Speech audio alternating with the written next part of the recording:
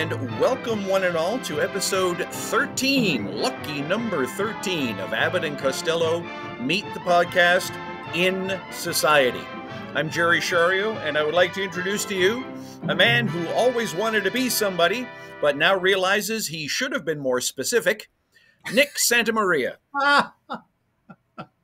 I used to live near the Pacific, but now I'm on the East Coast and I swim in the Atlantic. But thank you for that lovely introduction.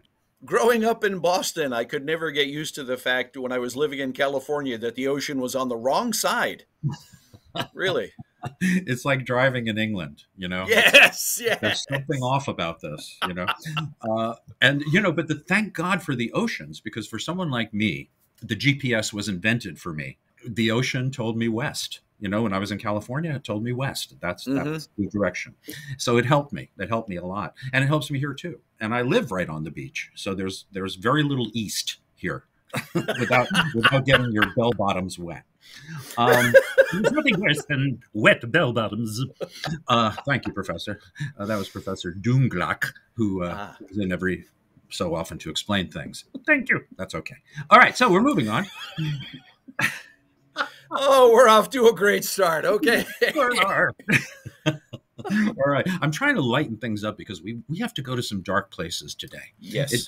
It's not for nothing that today is number 13, podcast number 13, because this was the bad luck time for our boys, our two boys. And I'm going to say two boys because Bud also was forced really into a year-long rest. A year-long, retirement due to his partner's illness. Now, we talked about this, their schedules, and how insane they were up to this point. Universal was making them make 18 movies a year, so they never got a break. And when they did get a break, they went and gave their all for Uncle Sam. And once they got back, Universal said, another movie, we're making another movie. And sure enough, they made another movie, and then they made another movie. It's insane. Now, this is on top of their radio work, their nightclub work, their personal appearance work. I mean, wow. Insanity, just insanity. So poor Lou, at this point, they finished making Hit the Ice, and Lou collapses. He collapses. He has rheumatic fever. Now, there's a gentleman by the name of Milt Bronson, who was very important to Abbott and Costello. He was a friend from Burlesque, and he eventually became like the dialogue director on their films and the television show. He even appears in this film. He's in the Susquehanna Hat Company sequence, but he saved Lou's life. As soon as Lou showed signs of collapsing, he made him lay down and he put hot compresses on his legs, and the doctor said that may have saved his life. So this is rheumatic fever, and the only cure for it is absolute rest, and I mean bed rest.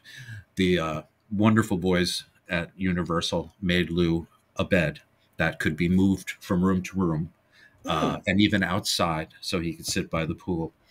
So they were there for him.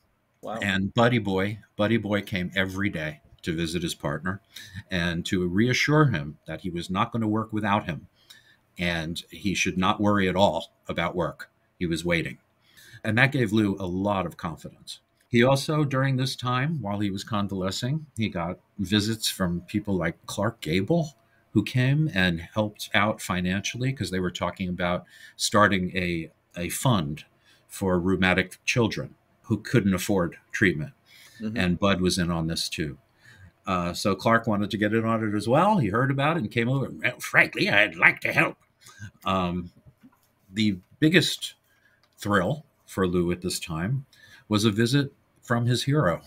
And if you are a comedy fan, you would probably faint dead away when Charlie Chaplin knocks on your door.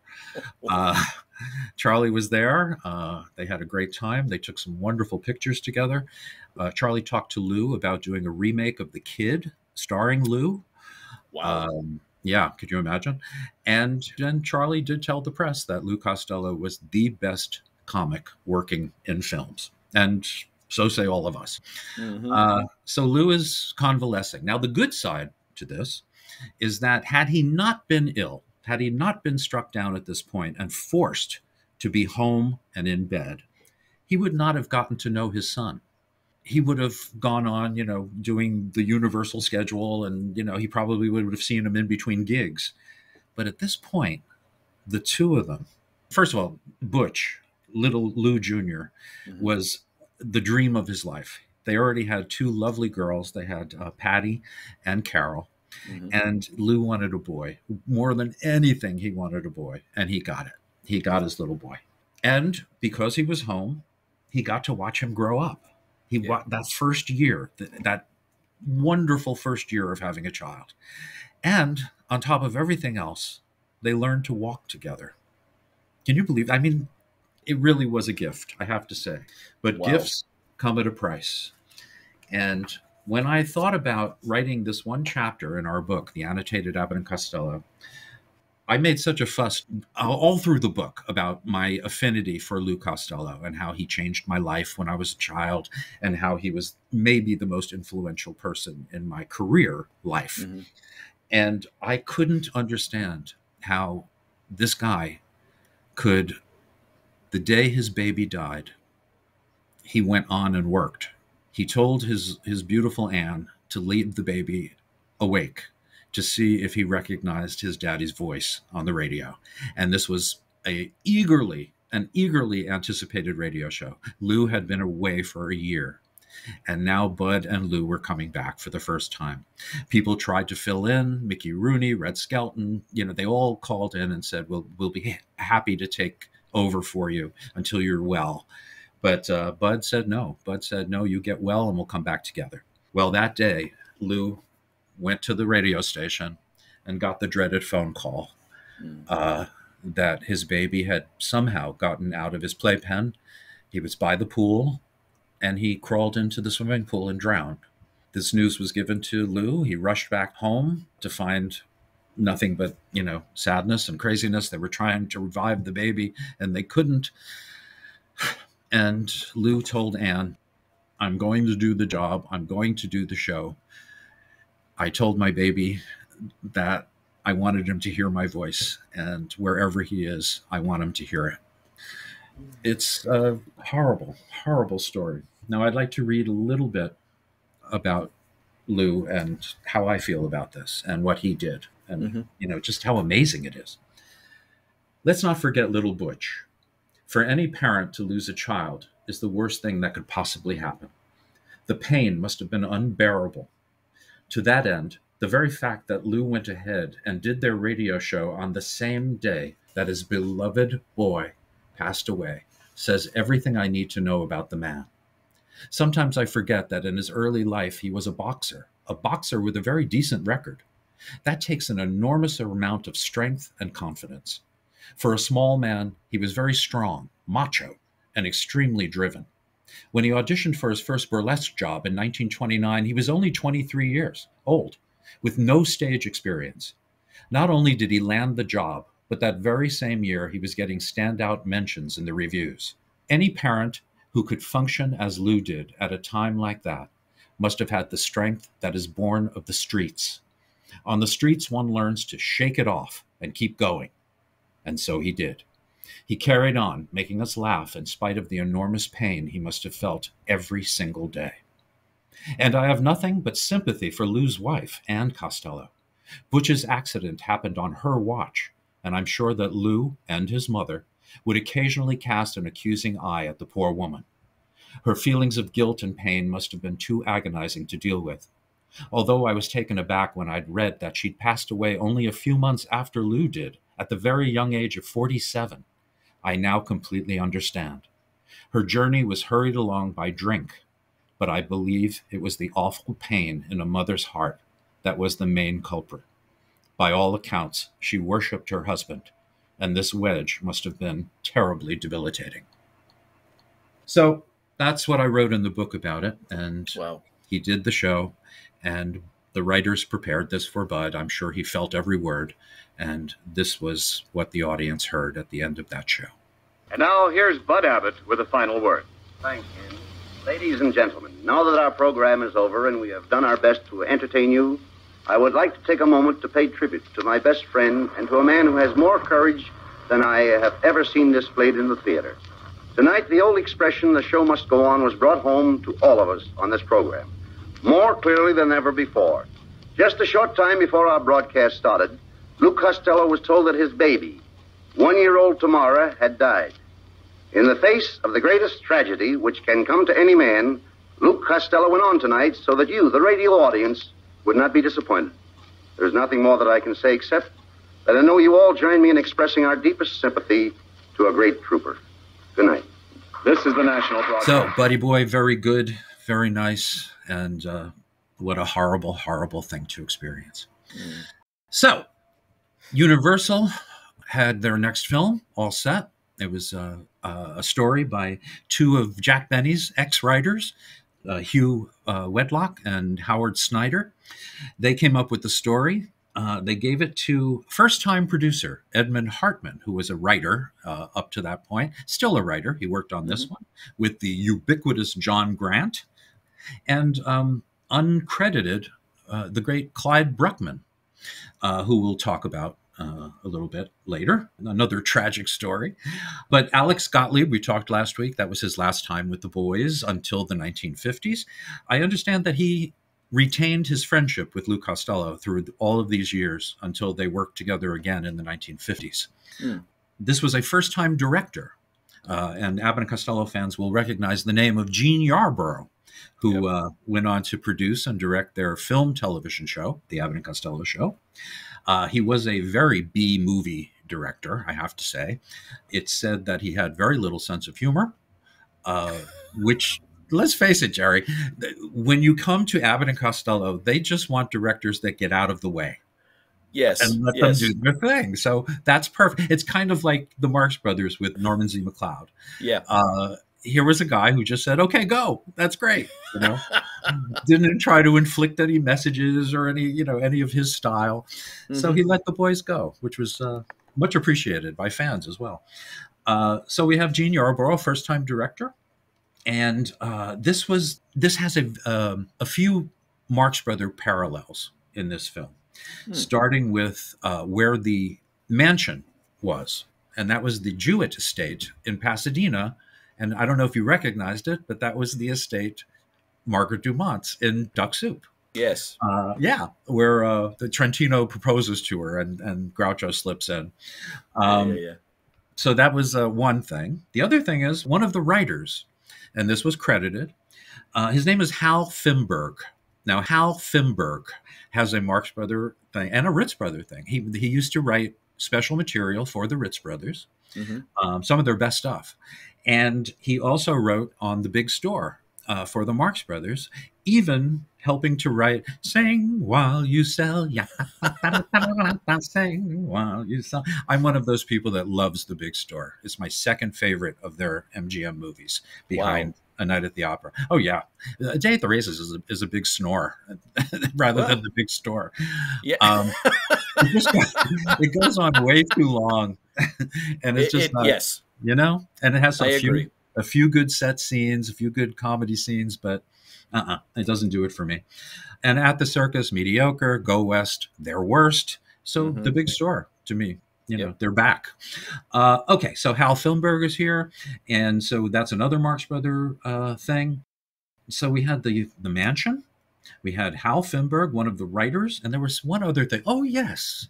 The animal crackers similarities. Jerry, go ahead. You go ahead with this. Oh my gosh, yes. Margaret Irving, who plays a wonderful role in this film, not too dissimilar from the one she played in Animal Crackers. 13 years earlier. Exactly. Talk about typecast, my goodness. But yeah, it was interesting to see her. It's fun to see her in this one, because quite honestly, I can't recall seeing her in anything else between these two. Yeah, that's interesting, isn't it? Because I feel that way too. I don't remember her from anything other than these two movies. Yeah. And even when I was a kid, I recognized her from Animal Crackers, and not even seeing the movie Animal Crackers, just seeing the stills because it wasn't available. But I recognized the name, and she pretty much looks the same. Her hair's a little grayer, but she looks the same. But she's playing the exact same role. She's playing a rival society matron who has a young daughter. You know, in Animal Crackers, it was a young friend. and they're looking to humiliate, their rival. So she's playing the same exact role. And I'll tell you, she is so good with Abbott and Costello. That whole scene where they talk about the plunger, and Lou thinks she's talking about a plumbing instrument. Anyway, we'll get around to all that. You'll know what we're talking about in a minute. So anyway, those are the Marx Brothers parallels. So here's a very, very nice thing about MGM. We don't say many nice things about MGM, but in this case, they really, really went out of their way to be decent people. This was not the next movie that Abbott and Costello filmed. They had already filmed Lost in a Harem for MGM, their second MGM film.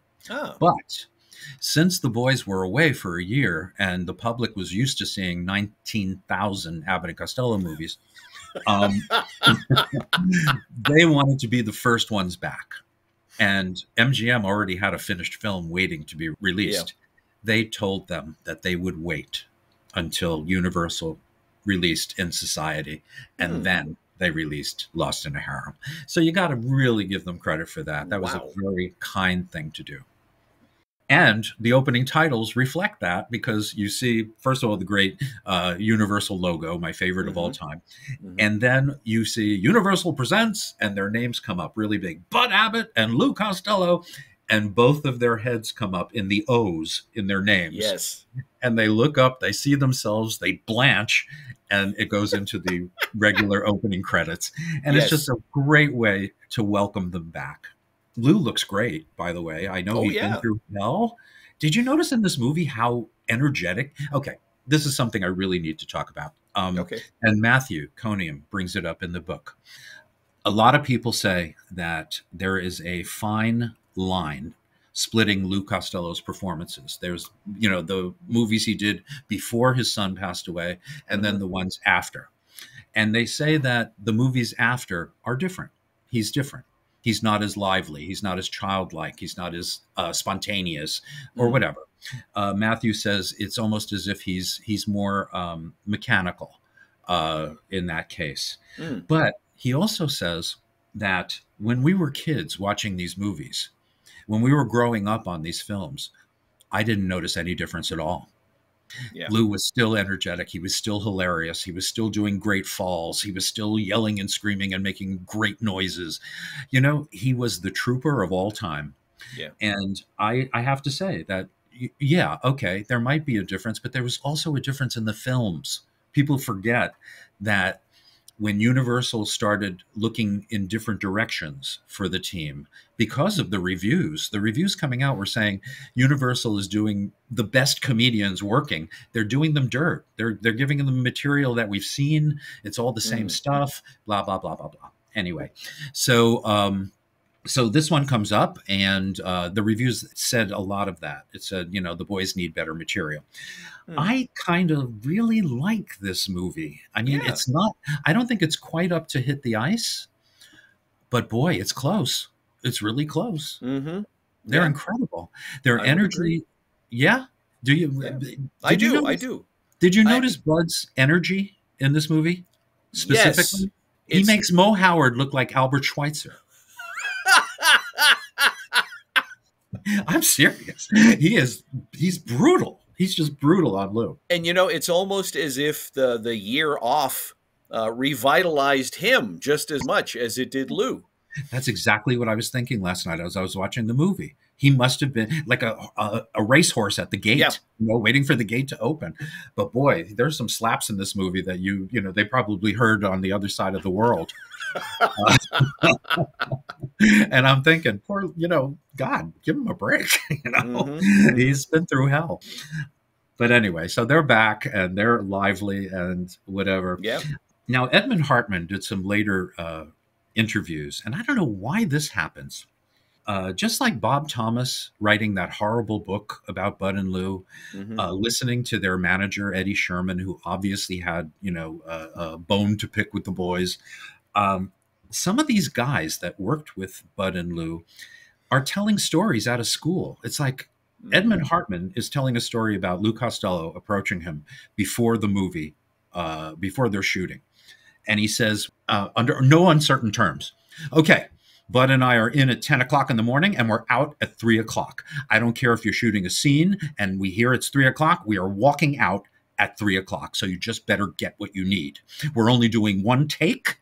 You don't get it. That's your problem, not ours. And that's it. This is what Edmund Hartman reported in an interview. My good buddy, Matthew Coniam, did the research, looked up the studio log. Mm-hmm. For the 32 days that they shot this film, Abbott and Costello left at 3 o'clock 9 of those days. Half of them were scheduled. Wow. So Edmund Hartman, eat me, okay? I'm really tired of that bull. You know, it's like between Edmund Hartman and Eddie Sherman and Bob Thomas and all those idiots, you know, it's like, get real. The man was a hero, as far as I'm concerned. Lou was a hero, going on the way he did. So the movie begins after those wonderful opening titles, and we are at the Van Cleave Mansion. The butler, William Davidson, who is did a time as Moose Matson in Hold That Ghost and as the carnival guy in Keep 'em Flying. We love William Davidson. And he's the butler in this, which is kind of unusual for him. Yeah. He's usually kind of rough-hewn, you know, kind of rough and tumble. Yeah. And the other butler is Charles Coleman, who was a butler for his entire career. Funny, funny guy. And Thurston Hall comes home. Mr. Van Cleave comes home from a business trip. Wink, wink. And he's probably out with that blonde. He was at the restaurant, you know, and Hold That Ghost. There you go. But anyway, so he doesn't want to be bothered. He wants to go to bed. He's tired. I hate costume parties. And he goes upstairs. And there's a drip in his faucet. Now, that's not a euphemism for something dirty. It just means that there's water dripping out of his water faucet in his bathroom, which is attached to their master bedroom. So he gets up and he tells the butler to call a plumber because he'll never sleep with that drip. I've heard that before in my life, by the way, too. I'll never sleep with that drip.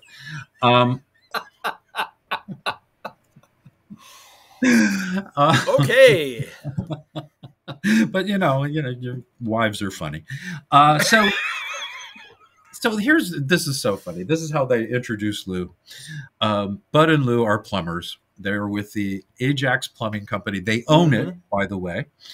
And Bud is sitting there comfortably reading a magazine while the phone is ringing. And is saying, Albert, answer the phone. So Lou comes down a fireman's pole upside down and hits his head on the concrete. Bud is immediately sympathetic and says, what are you trying to do? Break the concrete? So Lou answers the phone, and the butler asks what they charge, and he says $6 an hour. And the butler is like, and he goes, oh, is that too expensive? Well, maybe you can call another company. I know a cheaper company. Call the Atlas company. And it's weird because he pronounces it Atlas. Yeah. And I think he's doing it just to try to be funny, but it's weird. So he hangs up and another phone rings and he answers it. Atlas Plumbing. What? They're charging you $6? Oh, those crap. We charge $4. And it's like, they get the job, of course, undercutting themselves. Very clever. Yeah. So I got to say, my favorite line in this, probably the entire movie, comes when he answers that first phone call with their plumbing company slogan. We stand behind every bathtub we sell. I don't know why, but that tickles me every time I hear it. It is funny. It really is funny. And it's that variation on Miracle Productions. If it's a good movie, it's a miracle. Yes. So, some people have made some interesting comparisons. This scene, first of all, we both know it from Knights of the Bath from Castle Films, right? Yes. That was the first reel that when I purchased my sound movie projector. Back in 1970. Now, was that Super 8 sound? Super 8? Yes, Super 8 sound. I had one too. I still have it. Oh my God. I've just recently purchased a new projector because I couldn't get the old one fixed anywhere. No one would even look at it. So I got a new used projector, and I still have that reel. And that was the one that I used to test the new projector, because it was the first one, and it's tradition. But anyway, yes, it is just so well put together, that reel. And it's if Abbott and Costello had made short subjects, this would have been it. That would have been it. That's what people say, that this is the closest they ever came to the Stooges, but for me, they go beyond. They go beyond the Stooges. Number one, they've got the budget that the Stooges never had. You know, in the movie, this was their most expensive film, by the way, up to this point. Yeah, it was almost $700,000 to make this film. But they were most Stooge-like during this sequence, and it is rough and tumble. It is slapstick like crazy. Bud is like, he's like beside himself. It's like someone injected with a syringe juice from Lon Chaney Jr. Into his veins. Because boy, those slaps, him pushing his head into the hole where the water's coming out. Put your head in it. Put your head in it. Oh my God. Well, it just makes me wonder how much of an influence Clyde Brookman was in that sort of comparison there. Says excellent, because so much of his career was with the Stooges. Well, this was his scene. This was the scene that he contributed to. Yeah. Just very quickly, for those who don't know Clyde Brookman, I just want to give a quick overview. He was a silent movie not comedian. He was a director and gag man, worked with Keaton quite a bit, co-directed and co-wrote The General of all movies, did some of the Stooges and all the two-reeler stuff. And it got to the point where he became an alcoholic, and he started repeating himself. He started borrowing from himself. Unfortunately, he didn't own the things he wrote. He wrote them for either film companies or, Harold Lloyd. He wrote stuff for Movie Crazy and some of his later things. And Harold Lloyd, at this point, right around this time that this movie was made, decided that he was being stolen from. And he sued everybody. He sued Clyde Brookman. He sued Universal. He sued Abbott and Costello. No, he didn't sue Abbott and Costello, but he sued everybody. This made Clyde Brookman unemployable. Wow. He drank more and more. He became more and more unreliable. The only jobs he could get were with the Stooges and the Abbott and Costello TV show, where he again borrowed from himself. And eventually he borrowed Buster Keaton's pistol, saying he was going on a hunting trip with a pistol. He went to a seedy diner, went into the bathroom, and blew his brains out. Wow. So I just want to say to Harold Lloyd, there's a reason why you're my least favorite of the four silent comedians. And I include Harry Langdon, who I think was funnier than you. Okay? You creep. No, Harold Lloyd was one of the richest people in Hollywood. Yep. He needed this. He needed to destroy another human being, so he could feel better about himself. No, sorry. So anyway, they do this wonderful scene, this wonderful plumbing scene. Yes. And here's something they did that I've got to give them credit, and I'm going to give it to the writers here. Bud and Lou are doing major damage in the bathroom trying to fix this leak. It's really quite hilarious when the plunger ends up on Bud's forehead. And Lou says, "Oh, don't worry, just keep it there. I'll tell him I got you at an auction." And then he calls him a rhinoceros later because he had the horn coming out of his forehead. But anyway, this is what the writers did. You cut away now for a song number. Okay. And the entire time this song is going on, and it's a good one. Yes. You know that Bud and Lou are upstairs doing more damage, and you're just wondering what's going to happen. So let's go to Elsie Hammerdingle, played by Marion Hutton, Betty Hutton's little sister. And I have some information about her too. She's a cab driver, a lady cab driver, of which there were plenty during World War II, as the men were all overseas fighting. And she plays Elsie Hammerdingle. And of course, Lou is madly in love with her, unrequited love. And she drives them to the mansion. So while Lou and Bud are up there doing the plumbing work, she's waiting, in the lobby of the house, in the foyer.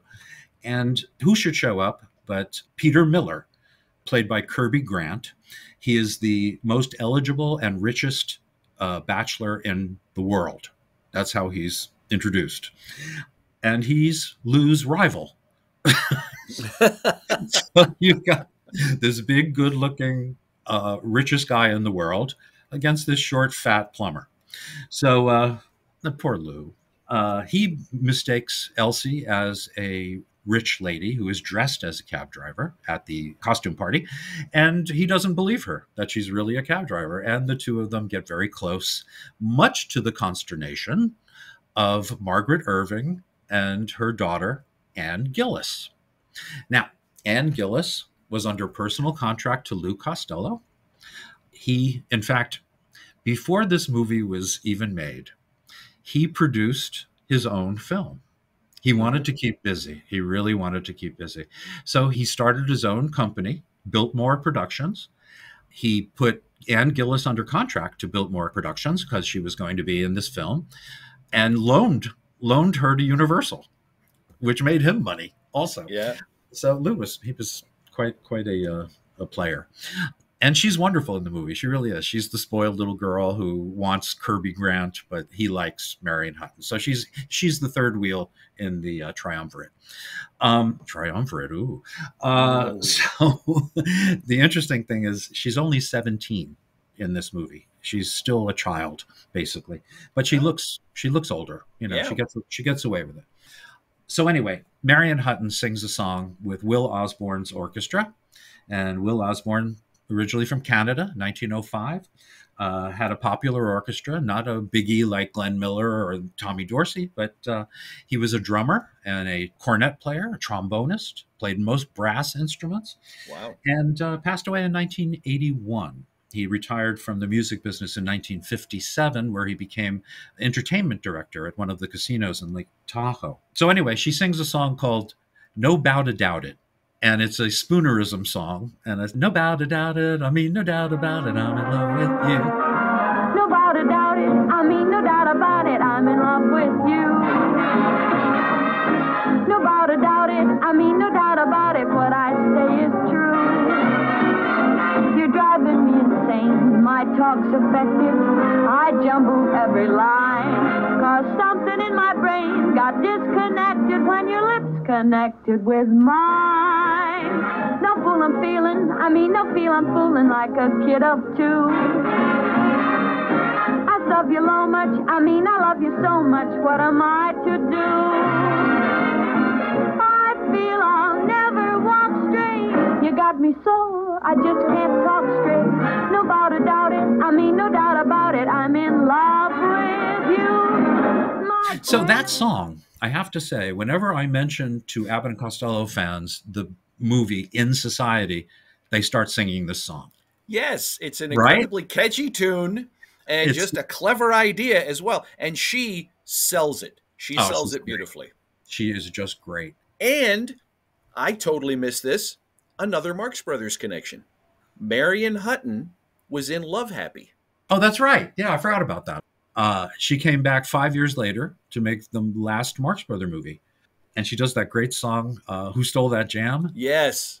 Which was originally done at 20th Century Fox in 1938 by Alice Faye, Marjorie Weaver, and Joan Davis. Who Stole That Jam? But Wow. Marion Hutton's version in Love Happy is the one. That is just Yeah. fantastic. I don't want that lollipop. Mama's gonna blow her top. You stole that jam. While Harpo's running away. Anyway, Marion Hutton, their real name was Thornburg. Wasn't that a miniseries, The Thornburgs? You're thinking of the Goldbergs. Oh, Sorry, that must be it. That yeah. must be it. Sorry, I was off of the gold standard. And they were raised in Battle Creek, Michigan. The father abandoned the family very early on. And the mother, in order to survive during the Depression and during Prohibition, she started a roadhouse. Their home became a roadhouse. Oh. Now, if you ever saw the old movie Babyface, the old pre-code movie with Barbara Stanwyck, that's what her dad did. They turned their apartment into a roadhouse where all the workers would come, and there's word that it doubled as a brothel. So this is where these girls were raised. They were not innocent little creatures, released to the world. They were pretty well versed in the dark side. They both had time with the Vincent Lopez Orchestra, very popular band in the early 30s, mid 30s. And Marion ended up with the Glenn Miller Orchestra as their main female singer. And she would sing along with the modern airs. And she was on some of the great recordings of World War II. Wow. I always called her a shoulder singer because she moves her shoulders a lot when she sings. Yes. You know, Yep. if you tied up her shoulders, I don't think she could sing. So, and Betty had a little bit of that too. Betty, for me, a little bit goes a long way. She's. Mhm. I made the mistake once of going to a show called Nuttin' But Hutton, and truer words were never spoken. Betty Hutton's, crazy songs that she does in every movie. Yep. It'll always start off very slowly, and then it'll go crazy. She did one or two in a movie. This show had like 16 in a row. And by the end of the show, you just wanted to pull your own head off and eat it like an apple, which is impossible. So I tend to lean towards Marion more than Betty, although Betty was really wonderful in the Preston Sturges movie, Miracle at Morgan's Creek. Okay, so Marion does this number. Kirby Grant, who was a child prodigy on the violin. He was born in Canada? No, Butte, Montana in 1911. He was the violinist from his early days. He was quite a singer, very good singer.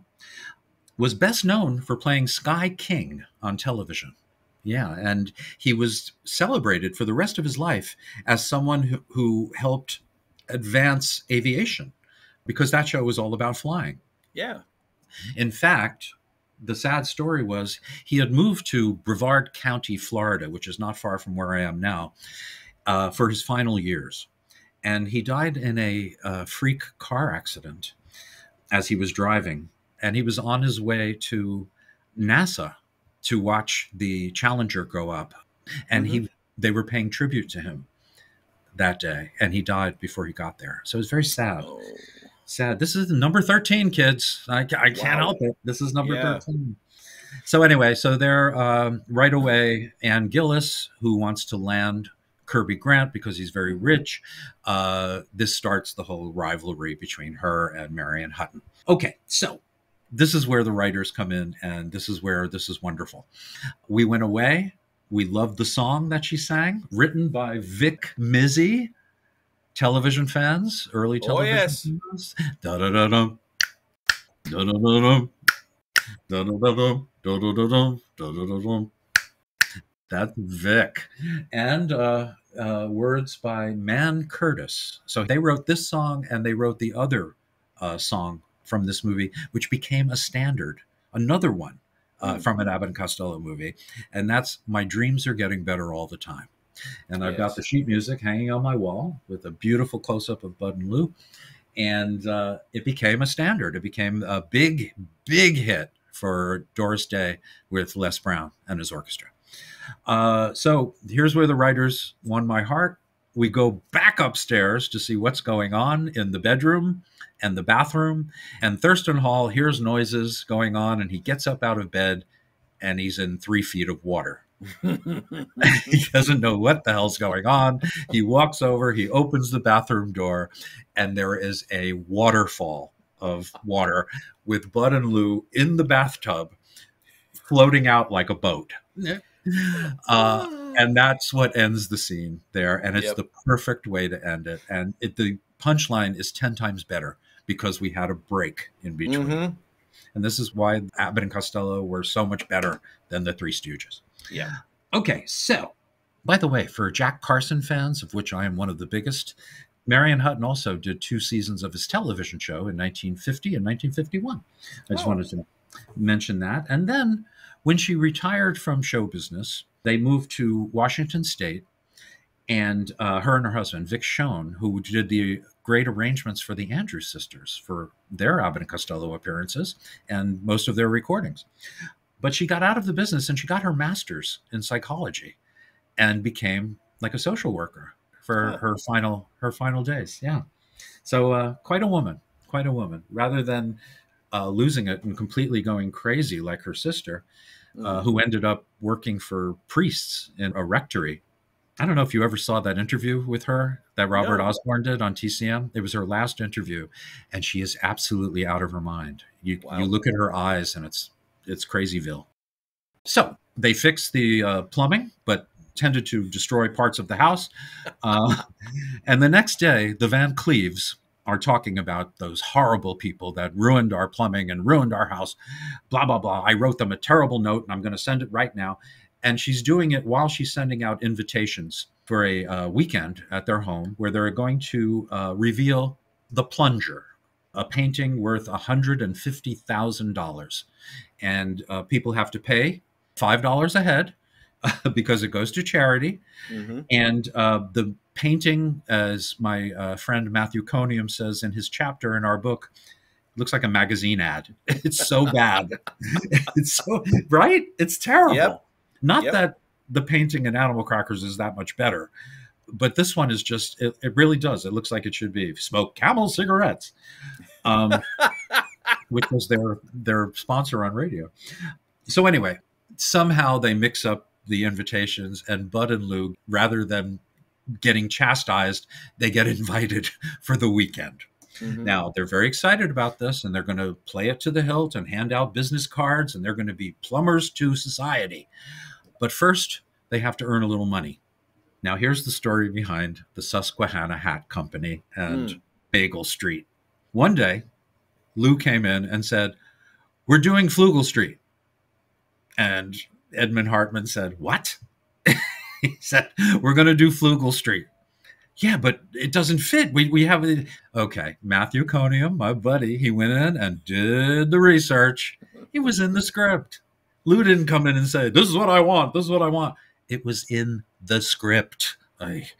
Anyway, Bob Furmanek and Ron Palumbo in their book, they also noticed that Edmund Hartman says in his interview that, okay, so we did it quickly. It was just the camera going and they just did it in one take and blah, blah. There were 38 setups for this scene. Yeah. So Edmund Hartman, it's like, get a life, for crying out loud. What? It's crazy. So anyway, they do this bit. Now, this is a bit, historically speaking, that first showed its face in 1918. Now, originally, it was a scene that made sense.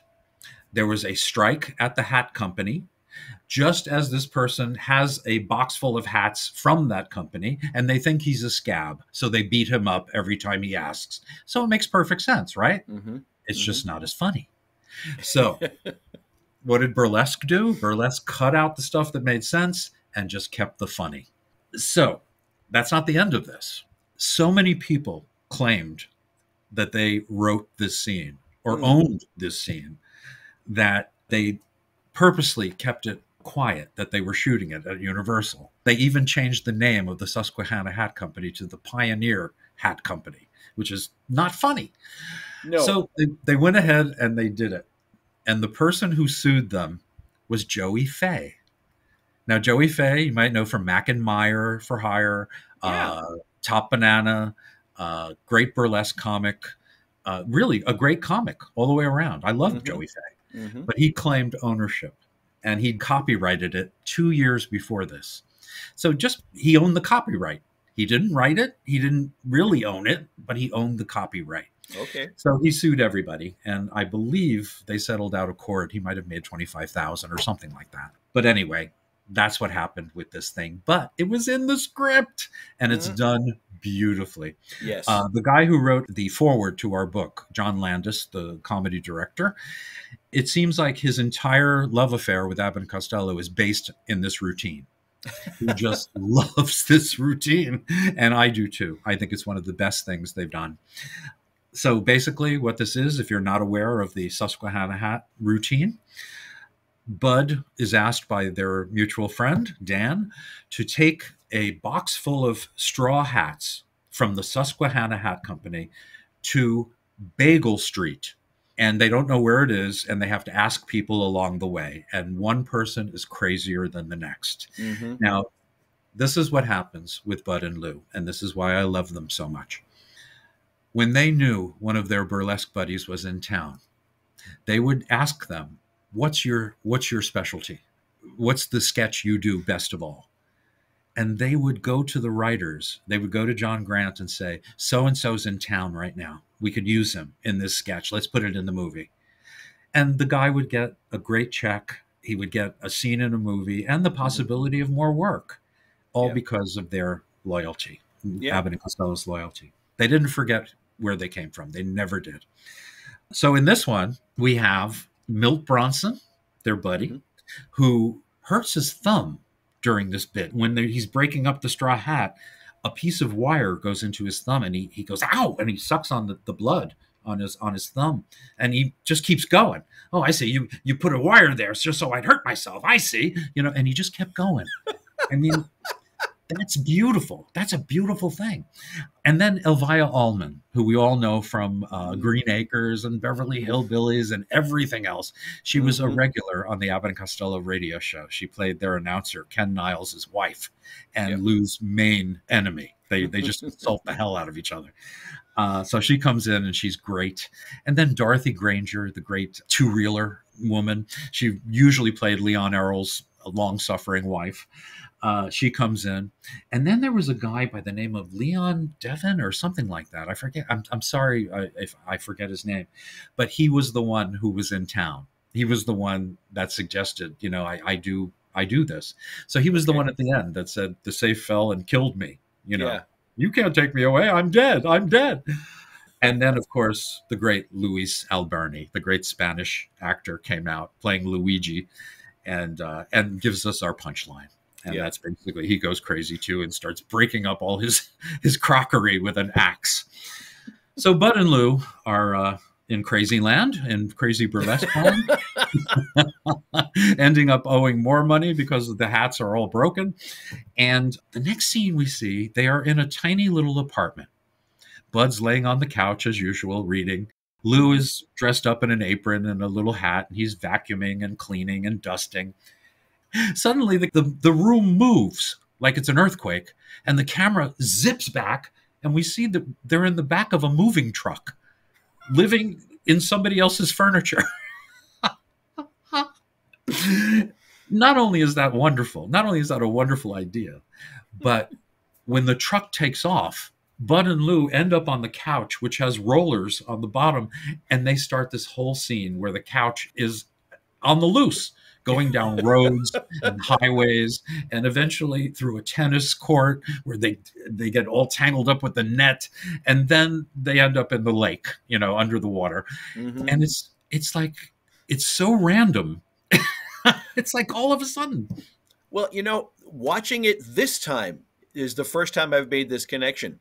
They're trying to get to this weekend event. Right. And they have no way to get there. Right. And so here they are in the back of this. I never put that together. They're traveling. Until watching it this time. And then when they actually arrive at the house, you see them walking up the drive exhausted. Right. And so, I'm surprised they're not wet, though. I'm surprised they're not dripping. Yeah. But here's the why they're not. Had they done that, it would have been questionable. Why are you all wet? Yeah. They had to do this because just before they got there, two guys, one tall and thin, one short and chubby, get out of the car. They're invited, there are two guys, two rich guys, and all of their luggage is taken out of the car. And the butler says, we'll take care of the luggage. So these two guys go in. Bud and Lou end up walking to the place. And Bud gets the idea, let's go through the car here. And they'll think that we were driven. They'll think we're rich. So they do that. And the previous guy's luggage ends up in Bud and Lou's room. Yep. And that gives them clothing for the entire weekend. And our two guys who don't have their luggage anymore are off to the side looking at their clothing on other people. I just think that's a wonderful, wonderful thing to throw in to this movie. On top of everything else, You've got these two guys. Now, these two guys, the short, fat one is Stephen Jure, born in Hungary. And he has an incredible resume. Mostly I remember him in Gilda with Rita Hayworth and Glenn Ford. Yeah, he's integral in the movie. In fact, he kills the villain at the end. And he's in a million film noirs and comedies, and he's just wonderful. But the other guy is even more interesting. You know why? Why? He was Mickey Dolenz' father, George Dolenz. So he's the dad of a monkey. Well, I guess that's better than being a monkey's uncle. So George Dolans is the other guy, the tall, thin one. Wow. And he was also born in Austria-Hungary, in Trieste, which is now in Italy. But yeah, he was also Hungarian. So the two of them were pretty much from the same area. And those are our two guys.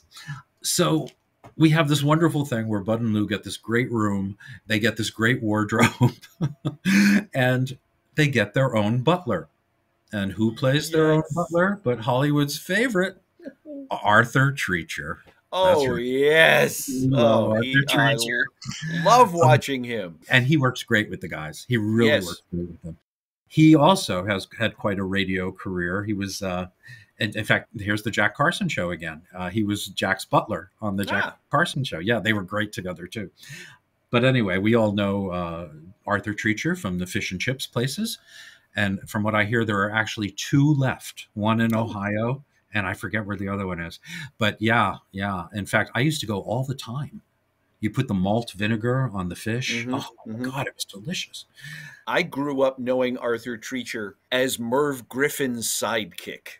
Now, this is very interesting that you bring that up, Jerry, because Kevin Brownlow, our friend from across the sea, must have read your mind, because very few people know about this. But when Merv had Arthur Treacher as his sidekick, Arthur got sick one night and called his buddy, Bud Abbott, to come and fill in for him that one night on the Merv Griffin show. And it was a historical night. I mean, really. Bud had just finished doing the cartoons, doing the voices for the cartoons. Yeah. And this phone call was something to receive out of the blue, you know? So let's go. He sent me a very short clip of Merv and Bud. So let's take a look at this. Let me just put this in. There we go. Ooh, this is fascinating. All right. We just got word from Arthur Treacher, our friend Arthur. Ooh, he's fascinating. He's under the weather. Today he's under the weather. He's under something. Who knows? Mrs. Miller's laughing. I see her. He sent a friend over to replace him, and I'd like to welcome him. He's a very big star. Worked forever with a partner, his little partner, Lou Costello. Please welcome Bud Abbott. Yay! Hiya, Bud. Welcome to the show. Quiet. What is with you, Merv? Get out of here. Look at you. My goodness. Have you lost weight? Get out of here. Oh, wait a minute, Bud. Ooh, look at that jacket you're wearing. Ooh. Could you open it up and show us the lining? What? The lining. Your jacket line. What are you talking about? What are you, nuts? No. Listen. Look, you're treating me like Lou. Like who? No, not who. Lou. Lou? You want to go to the bathroom in England? No, Lou. Oh, that's funny. And that's all we have. That was the last of the clip. Bud didn't make much of an impression. Luckily, Arthur Treacher was back the next night, and Bud, from what I hear, he got paid in fish and chips. So that's a very rare clip. We'd like to thank Kevin for that. Thank you. Well, you'd like to thank Kevin for that. Okay. And on a side note, I would like to say, I've only ever heard one other person do Merv Griffin, and you did it better than him, I will say. So. That wasn't me. That was Merv. Oh, yeah. Sorry. Yes. You remember Merv had an airline for a while? No. Yeah. Merv in the air. Yeah. Oh, my God. I'm serious. It didn't last very long. Okay, so we're away from that now. We have Arthur Treacher. Yes, and Arthur Treacher. There's some wonderful dialogue here we should listen to. Gentlemen, your bath is drawn. Erase it. What? Rub it out. Shh, not so loud. My friend is very humorous, too. You've got to take a bath. Quiet, not so loud. Right? Quite. Right. Well, sir, if I may start undressing you now? You're going to undress me? Yes, sir. The last person that ever undressed me was my mother, and that was a year ago. A year ago? You gotta start to learn to undress yourself sometime or other by yourself, don't you? Right. Quite. Right. Ooh. Oh. That dialogue, I just think it's hilarious. I was watching this film yesterday, and at that scene, my son came down, passed through the living room, and it stopped him dead in his tracks. That dialogue, because he just thought that was the funniest thing he'd heard in a while. So, it really is good. It is really funny stuff. That is funny stuff. And he is just expert. I mean, Arthur Treacher is expert. He was not regarded as Hollywood's butler until he made the Jeeves movie for 20th Century Fox in 1936. Before that, he was showing up everywhere. I remember him in David Copperfield at MGM. He's on screen for like 3 minutes, and he's the one that steals David's money, when David is making his long trek through England. But anyway, Arthur Treacher, hell of a guy. So Abbott and Costello have established themselves there as guests at the party. Marion Hutton is, making time with Kirby Grant. In the meantime, Ann Gillis, our 17-year-old rival, is doing a number of her own. It's called Rehearsin', and it was directed by Earl C. Kenton. Yeah, they're not their last director, but the one before that, the one who did all their earliest films. The trouble with In Society was that they had to make it very quickly. Yeah. And what they did was they edited it as they shot it.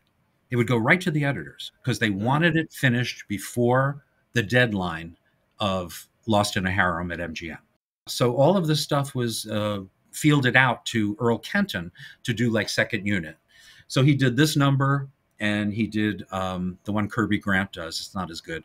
Change in the Weather. I mean, pretty tune, but not one of my favorites. Mm-hmm. Okay, so Marion Hutton does My Dreams Are Getting Better All the Time. Okay, our villains. Our villains are very good.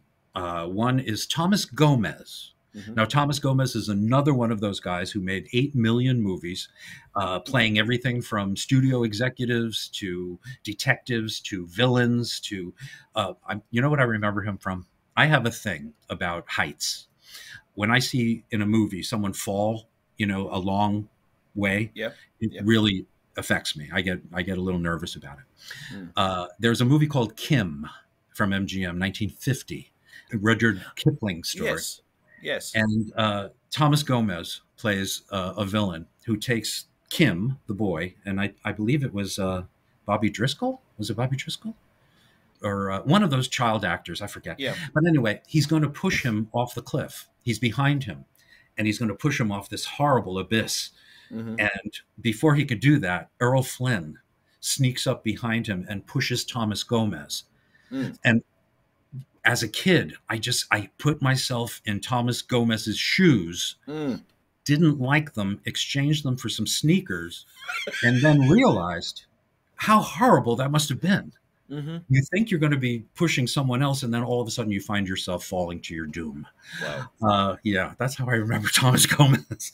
But anyway, he's our bad guy in this. He loaned the boys $1,000 to start their business, but he had his hooks in them. Yeah. Here was the deal. Give me the $1,000 before midnight tonight, or else when you go to the party at the big mansion, you have to let me know what can be stolen. So he wanted them to be part of his illicit stuff. Yeah. They don't want to, and they refuse. And Thomas Gomez says, that's okay, don't worry about it. But he sees their picture in the paper at the party. He knows where they are, and he shows up. He wants to steal the plunger, the painting. So he runs into a chauffeur who happens to be parked there when he shows up. And that's Murray Leonard, another great burlesque comedian. Yep. Now, Murray shows up in Lost in a Harem. So this was not his first movie with the boys. And he gets to do Slowly I Turned in Lost in a Harem. Yes, with Lou. He also gets the final gag. So they really took care of him. That's for sure. And he gets a great part in here. He's the other crook with Thomas Gomez. And he does the knife throwing thing with Lou in the barn, Mm-hmm. When Thomas Gomez finds out that Bud and Lou still won't help him, he tells Murray Leonard, are you still good with your knives? So Murray takes them into the barn, and they do the old bit where again, this is a Stooge thing, the Stooges didn't invent it, but they used it, where you see, it looks like he's throwing the knife, and of course it's coming from behind. The funny thing is the punchline here. Bud knocks out Murray Leonard just as he's throwing the last knife, and you hear it hit, and you hear Lou go, "Whoa!" or something. And Bud looks over and says, "Where did he get you?" And Lou says, "In the belt."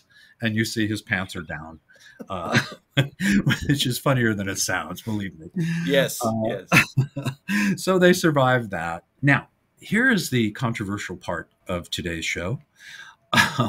And again, Matthew Coniam wrote the chapter about this. And he mentions the scene where Lou is walking in the backyard by the pool, and a guy falls into the pool and starts screaming that he's drowning. And Lou runs over and he jumps into the pool and he saves the guy. The guy is Don Barclay, a British comedian, one of Cary Grant's best friends, by the way. They knew each other in vaudeville. And he was also one of the top caricaturists in Hollywood at the time. But anyway, he's drowning. Lou saves him, and Bud chastises Lou. It's basically the mustard routine. "Don't you realize that there are families that, that lifeguards have to support, and you're taking the work away from, And then Lou is like, "I'm sorry, I should have let him drown, blah, blah, blah." And the guy solves it by jumping back in. Now, Matthew brings up in the chapter, who thought of this? Right after Lou's son drowns in a pool, who came up with this? Who was cruel enough to come up with this? And Lou does it. Lou didn't say, "What are you doing? This is crazy." He did it, and he did it to the best of his ability, and so did Bud, and so did Don Barclay, of course. Yeah. But it's a good point, Matthew. You've got a good point there. That was very insensitive. It was one of those things that you just have to shake your head and wonder, what the hell were they thinking? Oh, yeah. Or not thinking, basically. Yeah, so, it really awful. So, okay, that leads to, let's get down to brass tacks here. The fox hunt, which is one of my favorite sequences because it's pro-fox. And I don't mean the network or or any of that.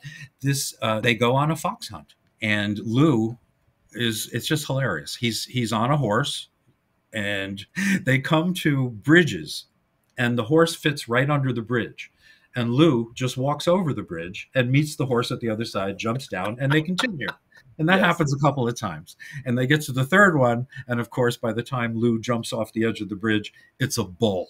And he goes on a wild ride on the back of a bull. The bull throws him, and he catches the fox. And when they catch Lou, there he is petting the fox like a cat, like it's a gentle cat. He got a lot of good press by the animal rights people in those days for letting the fox live. So what a horrible tradition that was, again, our great British friends, they're so caring. So that's that was that. And then they do Change in the Weather, which is kind of it's a pretty song, kind of dull. This is the one I would cut. If I had to cut something, this is the one. So that's done. Also directed by Earl C. Kenton, second unit. And this leads us up to our big finale, and this is also a little controversial. Fans of W.C. Fields might remember that his final starring film, Never Give a Sucker an Even Break, was made at Universal. And just like some of his other movies made for Universal, they put chases at the end. Now, it's not exactly what W.C. Fields did, but they work. It's a really wonderful chase at the end of the bank dick. Yeah. It's got a lot of great footage of Fields and great lines coming out of his mouth, so we're not missing anything. But then they decided to do it again in Never Give a Sucker an Even Break. Now, this includes his car, it includes a fire truck, and it includes most of Los Angeles freeways at the time. And I recognize every one because I spent most of my life waiting on them in my car. So what they did was, and again, to save time and to get this movie out before MGM's Lost in a Harem, they took the chase from W.C. Fields' film and they redid it. They re-edited it and put Abbott and Costello in instead, along with a fireman, Tom Fadden, who is famous for being the first person killed by the Blob in the movie The Blob. That's how I know him. I can't help it. He's in 8 million movies, but that's the one I remember. Yep. He might have also been Superman's father in George Reeves' Superman, the first one. Oh, I could be wrong, but I think so. But anyway, so they just re-edited it. And then some people think it's better this way. And that's because of the stuff Lou is doing. Lou is hanging on the fireman's ladder, and he's doing every shtick in the book. Yep. And then the fireman, as he's driving, decides to eat his lunch while he's driving. And Bud is like knocking it out of his hands, and everything he knocks out of his hands goes flying back into Lou's face, all the way back, hanging on for dear life to the ladder. So what happens at the end of the thing? They crash into the house. They're back at the house, the mansion. The guys are arrested. Bud and Lou have saved the painting. They unroll it. Everybody's happy until the two guys whose clothing they stole finally catch them and say, "You're wearing our clothing. You guys are a bunch of crooks." And they go to push Lou, and Lou goes right through the painting. His head goes right through the painting. So it looks like his head is on the man's body, the plunger. So what do? They end the movie with a two-reeler gag. Now, they did the plumbing scene, which was very reminiscent of two-reeler slapstick. We say the Stooges. The chases in this, are somewhat wild, kind of like what the Stooges did. And then this ending. Not only did the Stooges do it a couple of times, but Laurel and Hardy did it like 6 years before in Swiss Miss. Yep. When a gorilla throws a crutch at them. I'll let you think about that. A gorilla throws a crutch at them? What, he's going to throw a wheelchair or a walker? He threw Ray Walker. But anyway, these two guys see Bud and Lou running off in the distance, and I mean in the distance, and you barely see them. They're running so far away. They're barely at the edge of the screen. And these two guys pick up two rocks, and they throw the rocks, and you hear, and then a clunk, and the two guys are hit by the rocks, and they collapse. And that's the end of the movie. And to be honest with you, it works. It really works. For me, one of my main questions was, okay, Bud and Lou run out of the building, and the two guys are almost on their heels. Yes. And then the next time we see them, the two guys are standing there, and Bud and Lou are like 12 miles away. How the heck did they get all the way? Anyway. Okay. To me, that makes sense, by the way. It just shows you how quickly they wanted to get away. I'll buy that. My second most favorite line in this movie, I've already told you my most favorite. My second most favorite comes right after Lou pokes his head through the painting. And you get that shot of the painting with his head sticking through. And it's guys playing poker. They're gambling. Right. And Lou looks down at the painting and says, "The guy on the left is cheating." I love that. I love that. One more joke before the final gag, right? Yes. My favorite line from the movie, and Yes. this made me, I guffawed. That's how much I laughed, is when Thomas Gomez comes in first time to the plumbing shop and is threatening them, right? And Lou says, "What happens if we can't pay you the $1,000? And he picks up this round glass ball and he says, "Well, I could see into the future. And I see two guys here floating down the river." And Lou says, I got news for him. I can't swim.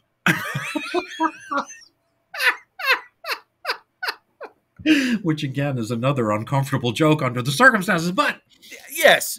I think it's so funny that he threatens to drown them. And Lou is like, "Oh, the joke's on him. I can't swim." Now, I wanted to go back and just before we finish up today, the whole thing about Lou and how he changed and how his performances changed. I heard from somebody today, a good friend of mine wrote when I mentioned that we were going to do In Society today. He said, "I have trouble with those movies, the ones after Lou Jr. died." He says, I just don't think they're sticking to the formula too long. They should have gone other places. I think they weren't really worth watching again until Little Giant, when they actually did change things up. And I told him, I said, no, I don't agree.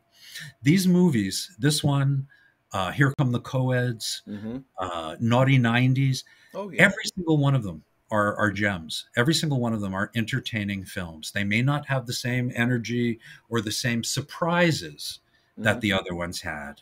That's the main thing, I think. There weren't many surprises left from Bud and Lou. It had to be good, strong material. But these movies had it. These movies had good, strong material, and I can't wait to get to them. So, and we'll point all of that out. So that's it. Any closing remarks, Jerry, you'd like to make? Try not to talk about clothes. So I'm looking at your wardrobe, and I understand. There you go. No, seriously, that's a very nice shirt, and I didn't realize Paisley was back. So, and it's on the front too. Anyway, but enough about war. But yes, just picking up on what you just shared there, I have to agree that this section of films here, probably starting with Hit the Ice and moving on to the next few, some of my favorite of their entire output, because they do have a spark, they do have an energy. Yes, perhaps there's not as much ad-libbing going on, there's not as much spontaneity going on, but they still work. They still, Bud and Lou deliver. Yes. And like you mentioned in this one, Bud especially, he really steps up.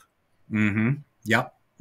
And you could see the way I discerned it, or the way I figured it, he was there to support his partner. He was there. He knew his partner went through hell, and he was there more than holding up his end, and did so for the rest of their careers, basically. Yeah.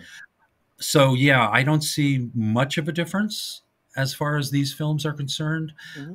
Yes, I think Matthew's point of not having as many surprises, they weren't new anymore, but they were still popular as ever. A year being away for a year, and 1944 only having 2 movies as opposed to their 9,000, they still came in number 3 at the box office in the top 10. So the boys were there, and they were heading for, again, new ground under different circumstances, and we are going to cover every stinking last movie that they made. And we've been hearing some wonderful things. I want to thank Nicholas Demetrio, I believe his name was, for a wonderful review. And people have just been saying such really nice things. Other than this one guy, I'm not going to mention name, but he did take umbrage at the Bud Abbott comical things that I add. Unfortunately, he's one in like 1,000 that doesn't like it. So I'm sorry. We're going to chip in and buy you a sense of humor, and we'll go from there. So anyway, that's it. That's about all I've got to say. Our next film is going to be back at MGM. We're going to be looking at Lost in a Harem, where the boys are again up against the great Douglas Dumbrille. Yes. And we'll go into that in a couple of weeks. And Jerry, as always, I could just say that this is the highlight of my week, and I always look forward to this. As do I, my friend. It's entertaining, it's educational, and quite honestly, I'm almost feel like I'm in a kind of a wasteland here in Spokane, Washington. Not a whole lot of people share my passion for some of these old movies, so it's always a thrill to chat with you. Thank you, Jerry. And you listen, this is the interesting thing for me. I'm taking care of my mom. She's 93 years old, and the people in the building where we are basically older than I am, and they don't know who the hell I'm talking about. They have no idea. I mean, they've heard of Abbott and Costello, they know about it, but let's face it, Jerry, it is a very diminishing interest amongst our generation. We are the last that really, really care about these films and really love looking at them and studying them and laughing at them and appreciating them. We are a very small group. We are a niche group. And let's just carry on and take one for the team, Ooh, hear that bell go off? That means it's time for me to go back for round 4 against Tony Montana. Here we go. All right. I don't know what the hell I'm talking about. All right, everybody. Take care. We'll see you in a couple of weeks, and we will talk about Lost in a Harem. Take care, everyone. Bye-bye.